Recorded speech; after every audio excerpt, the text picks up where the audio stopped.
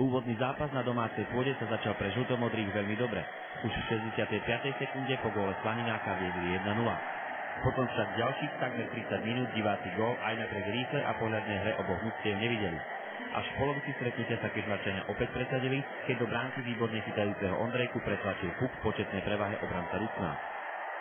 Avióny Piešťanky stále neskladali zbrane a niekoľkokrát podkúrili gólmanovi Klempovi, ktorý bol výraznou oporou svojho tímu.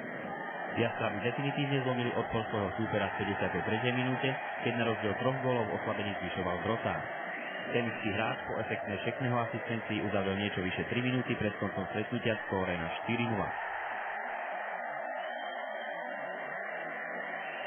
V druhom zápase mali pre zmenu raketový nástup hostia. Už v 35. sekunde kežmarskú obranu i brankára prekvapil Sýkora.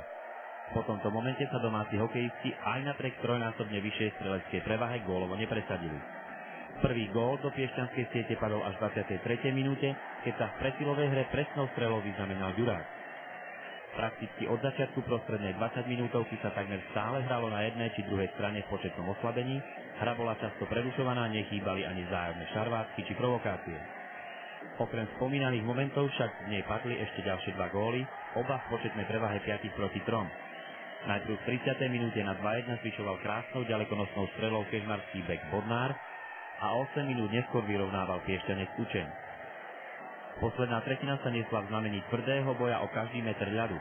Obe mužstvá si veľmi dobre uvedomovali, že jediná chyba by ich mohla stáť víťazstvo v zápase. Napokon sa šťastie priklonilo k skúsenejšiemu kežmarskému kolektívu, keď o tesnej výhre v pomere 3-2 iba 59 sekúnd pred koncom riadneho hracieho času rozhodol už svojím tretím gólom v play-off Drotár.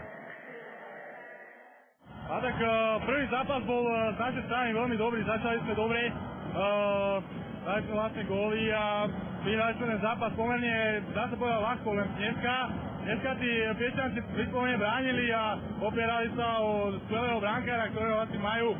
Nám sa to vypomstilo, že sme nedali z vyložených šancí góly do prázdnych brán, nám sa to odrážalo vedľa a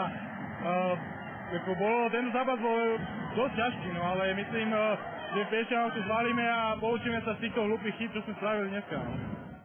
Tak aj včera, aj dnes som nemal až tak roboty, chlapci sa snažili hrať na doraz, ináč sa chýta, keď je stav 2-0 pre nás a ináč keď sa prehráva, to je pravda, ale myslím si, že dneska sa prejavil náš kolektívny duch a keď je kolektívny duch, tak dá sa zdolať každý. Takže máte za sebou prvé 2 zápasy v štvrťfinálovej série proti Kežmarku. Skúste s niekoľkými slovami zhodnotiť z vašej strany, z Piešťanskej, a ako sa odvíjali tieto 2 zápasy? My sme radi, že sme dokázali potrafiť takmer jasného favorita, už aj podľa tabulkového ohodnotenia zo základnej časti. Včerajší zápas tiež tam nesol v dobrom prvoligovom nasadení, nechybala dramatičnosť, hral sa o otvorený obojstranne útočný hokej. No a dnešný zápas si myslím, že sme v podstate prešustrovali. Čo naordinujete hráčom na ďalšie 2 zápasy, ktoré hráte na západe republiky? Tak stále tam musí byť tá bojovnosť, jak v play-off býva, a musia dať do hry to srdce a tú túžbu po víťazstve. No. Kežmarskí hokejisti splnili rolu favorita a po 2 domácich dueloch vedú v sérii na zápasy 2-0.